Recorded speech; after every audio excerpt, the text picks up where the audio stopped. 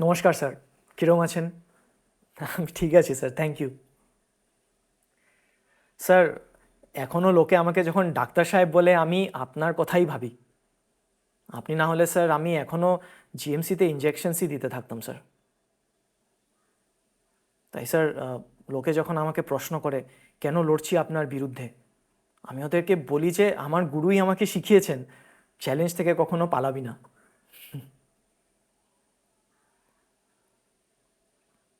Sir sir আজকের সময় কি চাই স্যার? যেটা পুরনো হয়ে গেছে নাকি নতুন রক্ত? আপনার সময় আপনি আপনার কাজ করেছেন স্যার, এবার স্যার আমি আপনাকে ডিসরেসপেক্ট করছি না স্যার, আপনার নাম ইতিহাসে থাকবে, কিন্তু স্যার সময় পাল্টে গেছে। আর আমি যখন এসেছিলাম আপনি আমাকে অনেক অ্যাডভাইস দিয়েছিলেন স্যার, একটা ছোট অ্যাডভাইস আমি আপনাকে দিতে চাই স্যার। স্যার, গ্রেসফুলি সরে গেলে গানও বাজবে আর তালিও বাজবে।